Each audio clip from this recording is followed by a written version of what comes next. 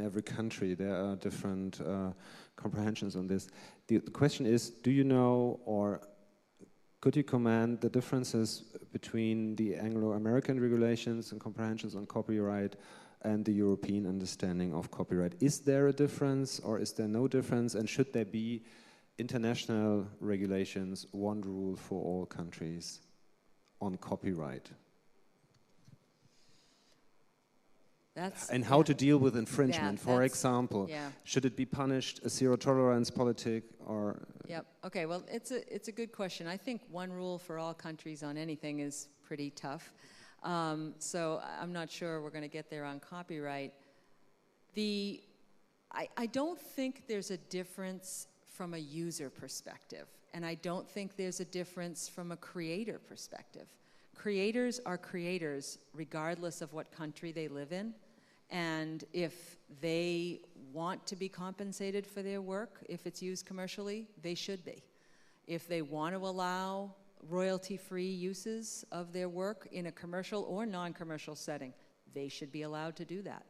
Users of copyrighted content also have the same needs regardless of where they're located. So we really live in a global economy, and I don't mean to, really sound so elemental in that, but it's true.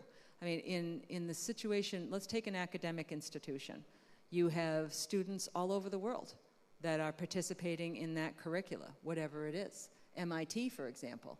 MIT has published curriculum that, for free, that you don't have to be an enrolled student of MIT. There are many universities now, or academic organizations in Vietnam that are using that content that MIT is publishing. That's all boats rise with the tide. That is excellent, and that's what should be happening.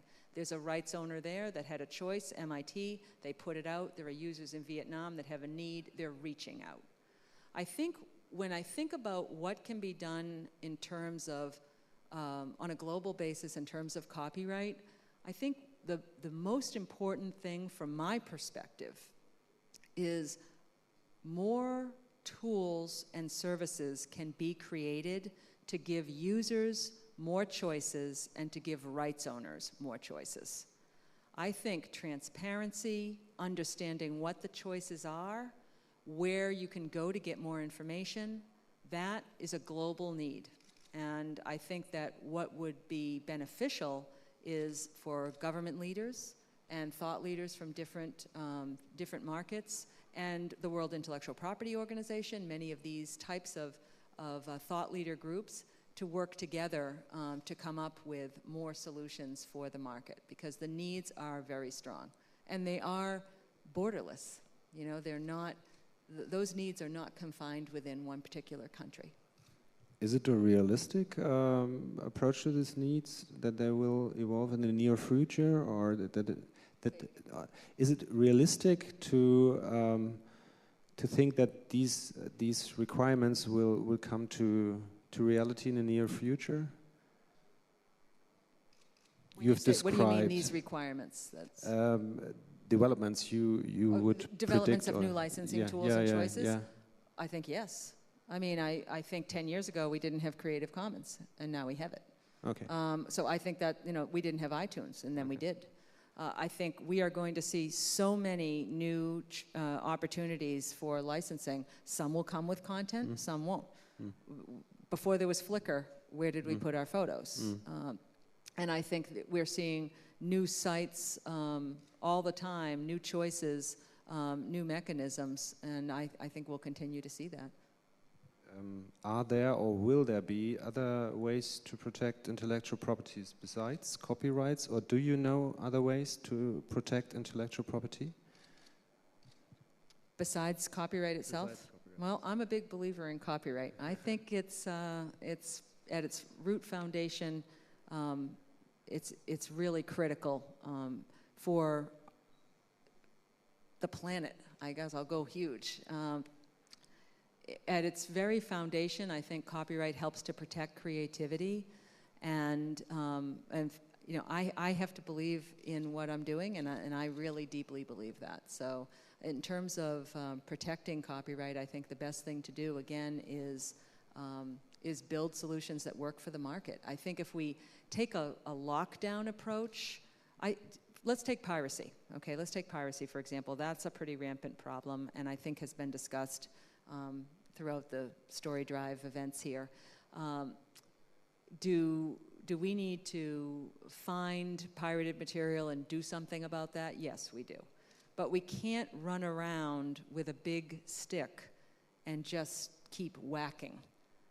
That's not going to work. We also have to have a carrot. We also have to have an incentive. We also have to have an easy way for the users to get access to this information.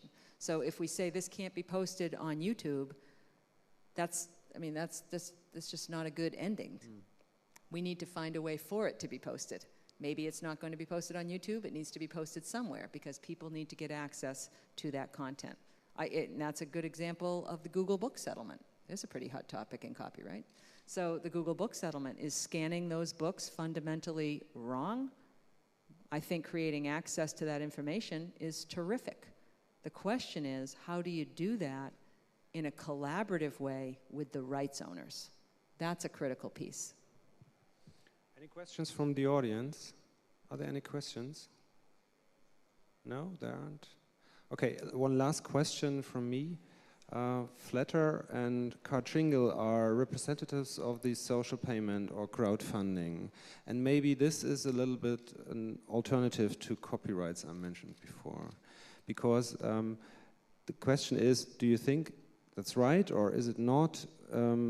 These are payment models that on a voluntarily basis secures some amount of money for the author.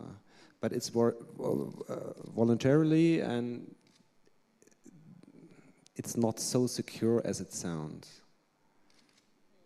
I don't think it's an alternative. I think it's just a different model. That's what I think. So that's a great example when you said, do you think new models are going to come up in the future? These models that Daniel is referring to, I think one of them is still in beta. These are kind of crowdsourcing, and you decide to put a little bit of money into a pot. You pay up front, say you paid 20 euro, and as you access these sites, a little bit of that 20 euro is allocated to these different sites.